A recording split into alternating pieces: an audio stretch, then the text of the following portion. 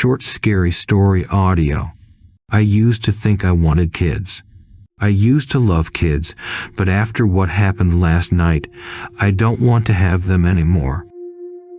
I used to think I'd put off having kids until the passing of time forced them down my throat. Now I think I've sworn them off completely. Anyway, let me start at the beginning. I try not to be creepy, but I love to mess with random kids. I see a school bus full of kids as I'm driving, and I'll roll down my window and tease them by sticking out my tongue as I drive past.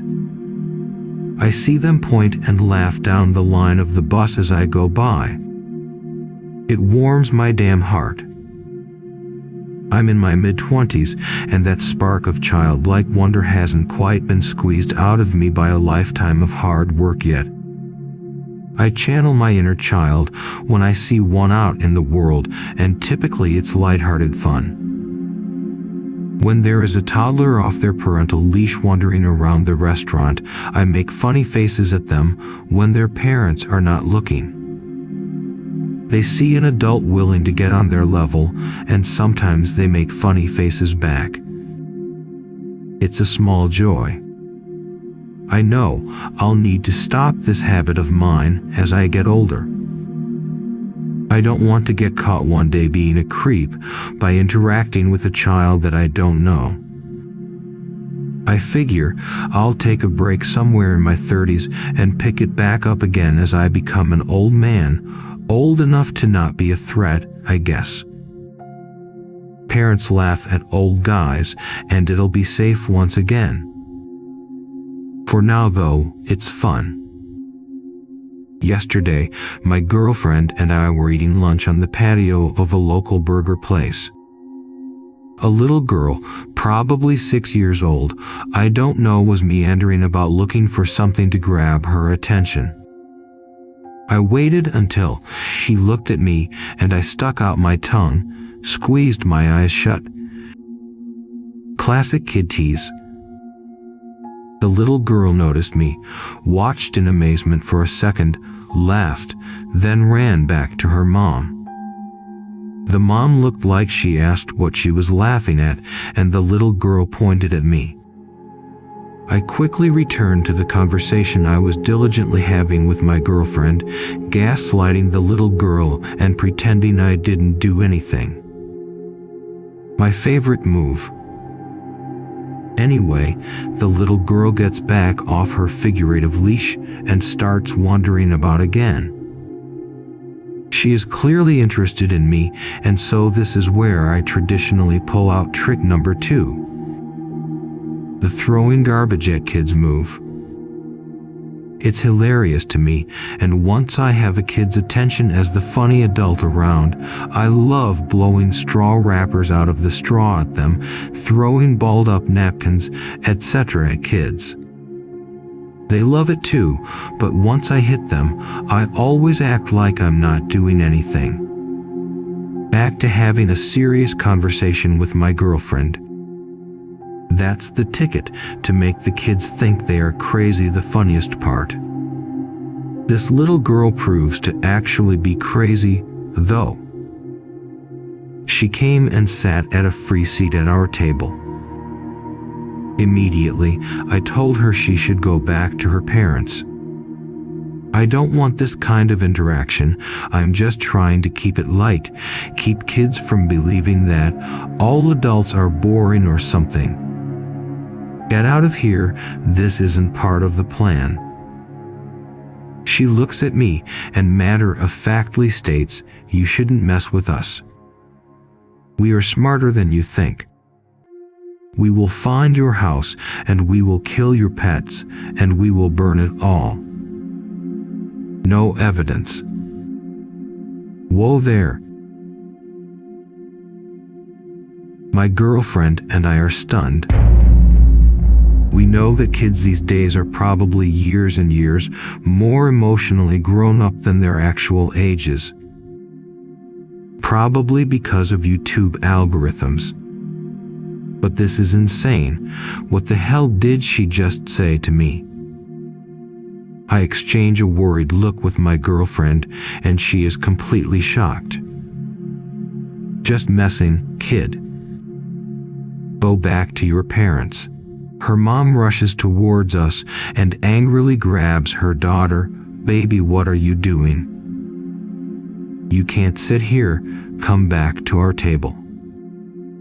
She looks at me. Sorry about that. I don't know what got into her. Mom leads her away with hand on her shoulder, hunched and reprimanding her as they go. The little girl is sniffling, starts crying, wiping her nose as she sits. I got her in trouble. Oops, my bad. Maybe you shouldn't have come and sat down at a stranger's table. Weird. I have to assume kids are scarred for life. Every day they are on the internet, but that was brutal. That night, my girlfriend and I make dinner. Brown turkey lettuce wraps. Really good and easy dinner. We're both happy as clams and strategically don't bring up what happened at lunch. We don't really want to think about it. It would mean we come to terms with a doomed, weird generation, and that would be a conversation our parents would have about our generation. We finish up dinner, and I am doing the dishes.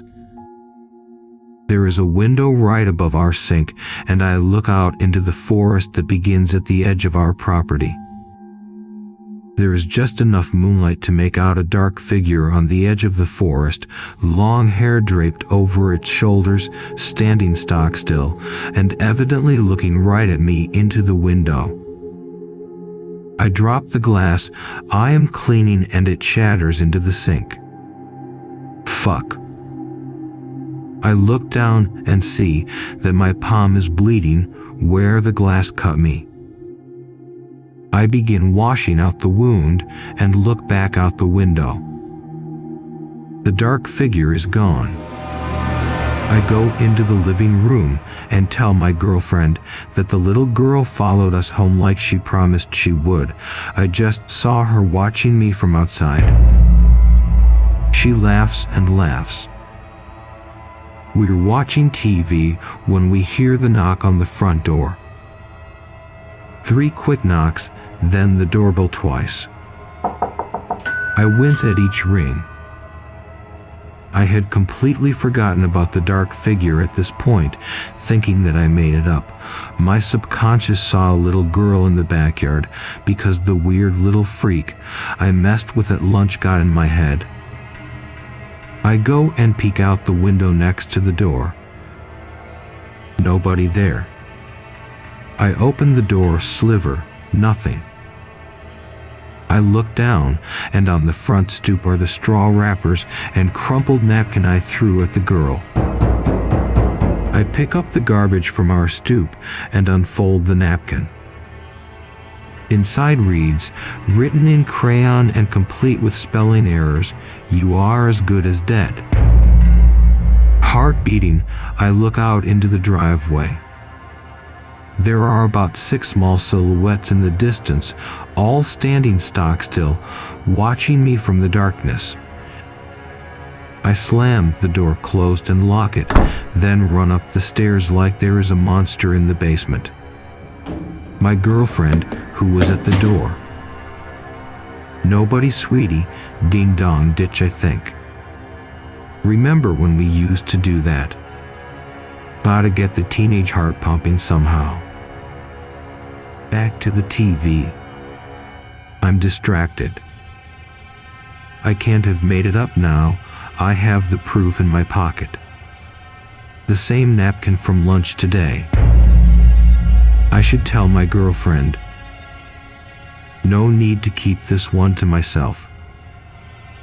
She needs to know there is a team of 6-year-olds planning to burn our house down tonight.